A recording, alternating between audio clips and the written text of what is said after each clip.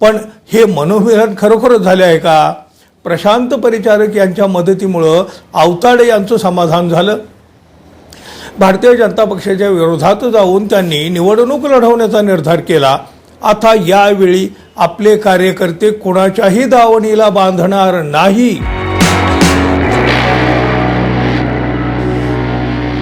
मित्रहो नमस्कार. महायुतीत नेत्यांच्या झालेल्या गर्दीमुळं भाजपच्या अनेक निष्ठावंतांना आता घरी बसण्याची वेळ आलेली आहे. पक्षाचं काम प्रामाणिकपणे करून देखील त्यांना उमेदवारी मिळालेली नाही. साहजिकच हे नेते आणि त्यांचे कार्यकर्ते प्रचंड नाराज आहेत. ठिकठिकाणी त्यांनी बंडाचे निशाण आता फडकवायला सुरुवात केली आहे. या नाराज मंडळीची समजूत काढण्याचा प्रयत्न भारतीय जनता पक्षाकडून केला जात आहे. काही आश्वासनं देऊन, पुढची काही आमिष देऊन, अर्थात त्यातल्या बऱ्याच भूल थापा असतात वगैरे, हे यांनाही माहिती आणि यांनाही माहीत असतं. आता कुठं नाराजी दूर होत आहे तर कुठं नाईलाजानं नाराजी दूर झाली आहे असं दाखवलं जात आहे.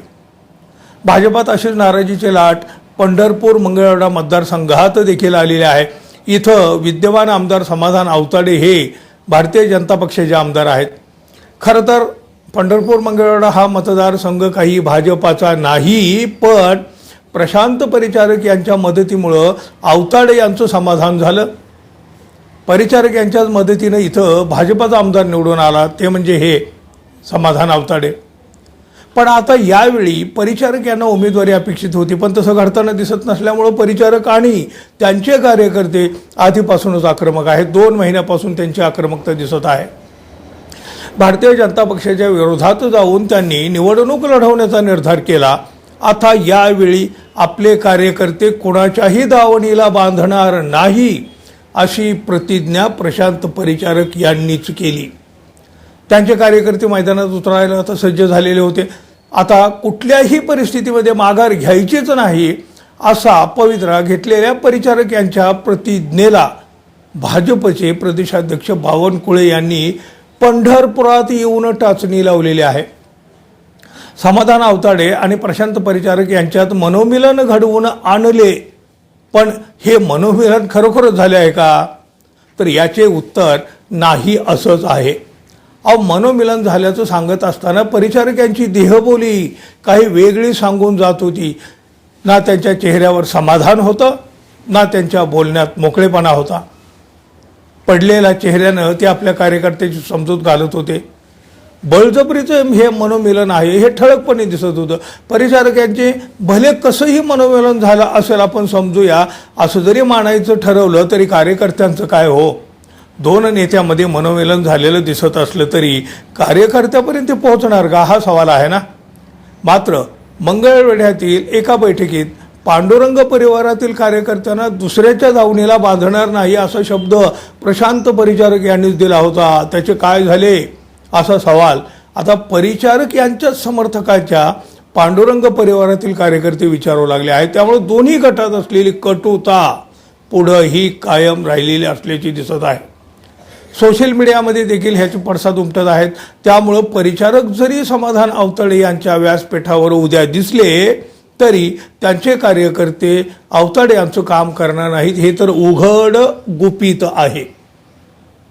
विधानसभा निवडणुकीच्या पार्श्वभूमीवर माजी आमदार प्रशांत परिचारक यांनी पंढरपूर मतदारसंघातून बैठकीचा धडाका लावला होता. समर्थकाकडून त्यांना विधानसभा निवडणूक लढवण्यासाठी आग्रह होत होता. पंढरपूर आणि मंगळवेढा तालुक्यातील बैठकामध्ये स्वतः परिचारक यांनी समाधान आवताडे यांच्या कामावर नाराजी व्यक्त केली होती, टीका देखील केलेली होती. विशेषतः त्यांच्याकडून सहकार्यही होत नाही याबाबतची भावनाही त्यांनी बोलून दाखवली होती. आवताडे यांच्या कामावर सातत्याने टीका करणारे प्रशांत परिचारक आता निवडणुकीत समाधान आवताडे यांच्या कामाचे गोडवे तर गाणार कसे हो? ज्यांच्यावर आजवर टीका करीत आहोत त्यांचे अचानक असे गोडवे गायले कसे जातील? त्यांचे समर्थन करणार तरी कसे? आता ही परिचारकांचीही कोंडी होणार आहे. आणि त्यात बघा, एका दिवसात जर भूमिका अशी बदलली तर परिचारक यांच्या प्रतिमेला धक्का लागू शकतो ना. परिचारक हे निवडणुकीच्या मैदानात नाहीत, हेच त्यांच्या समर्थकांना रुचलेलं नाही. परिचारक समर्थकाचा व्हॉट्सअप ग्रुप देखील बंद करण्यात आला आणि आता कार्यकर्त्यांना कोणाच्या दावणीला बांधणार असा सवाल देखील सोशल मीडियावरून उपस्थित करण्यात येऊ लागला आहे. परिचारक आणि अवताडे यांचं चाललेलं हे वरवरचं मनोमिलन कार्यकर्त्यांना अजिबात आवडलेलं नाही हेच दिसून येत आहे. त्यामुळं हे मनोमिलन समाधान अवताडे यांचा विजय सोपा करील अशी जी काही अपेक्षा होती, गणित होती, मात्र तसं अजिबात घडताना दिसत नाही. उलट भगीरथ भालके यांच्याच पथ्यावर हे बळजबरीचे मनोमिलन पडलेलं आहे. प्रशांत परिचारक यांनी माघार घेतली तर अवताडे सहज विजय होतील असं जे काही गणित केलं जात होतं ते गणित साफ चुकीचं ठरणार आहे. परिचारकांचे समर्थक आता समाधान अवताडे यांना मदत करतील अशी परिस्थिती नाही. भगीरथ भालके यांना महाविकास आघाडीची उमेदवारी मिळालेली आहे. लोकातील आमदार म्हणून ज्या भारत नाना भालके यांची ख्याती होती त्या नानांनी जोडलेले लोक भगीरथ भालके यांच्या पाठीशी आजही खंबीरपणे उभे आहेत. भगीरथ भालके यांच्याबद्दल ज्या काही खोट्या अफवा पसरवल्या गेल्या होत्या, म्हणजे ते नॉट रिचेबल असतात, फोन घेत नाहीत, भेटत नाहीत वगैरे वगैरे, सगळं खोटं होतं. ते एक जाणीवपूर्वक एक पेरलेलं एक कारस्थान होतं. त्यामुळं काय झालं, आता काही काळ गेल्यानंतर त्यातला देखील फोलपणा आता उघड झालेला आहे. भारतीय जनता पक्षाने केलेलं हे कथित मनोमिलन ही भाजपाने आपलीच करून घेतलेली फसवणूक आहे. तर हा सगळा प्रयत्न भगीरथ भालके यांच्या पथ्यावर पडणार आहे. मुळातच भगीरथ भालके यांचा पोटनिवडणुकीतला पराभव हा खऱ्या अर्थानं पराभव नव्हता. अगदीच निसटत्या मतांनी अवताडे विजयी झाले होते. त्यामुळे यावेळी एकूण राजकीय परिस्थितीचा जर विचार केला तर भगीरथ भालके यांच्यासाठी आता विजय अधिक सोपा झालेला आहे. एकतर लोक भाजपावर नाराज आहेत, दुसरीकडे समाधान अवताडे यांच्या कामावर लोक समाधानी नाहीत आणि त्यात परिचारक समर्थकांची नाराजी आणि भाजपावरील राग आहे. परिचारक गटाच्या अस्तित्वाचा देखील मोठा प्रश्न निर्माण झालेला आहे.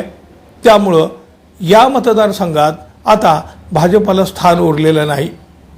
परिचारक यांचे कार्यकर्ते खरंच भालके यांचं काम करतील काय हो? तुमचा अंदाज काय आहे? कमेंट करून जरूर अंदाज व्यक्त करा. आणि हो, आपण अजून आपल्या चॅनलला सबस्क्राईब केलं नसेल तर कृपया सबस्क्राईब करावं ही अपेक्षा आहे. धन्यवाद. पुन्हा भेटू. तोपर्यंत नमस्कार.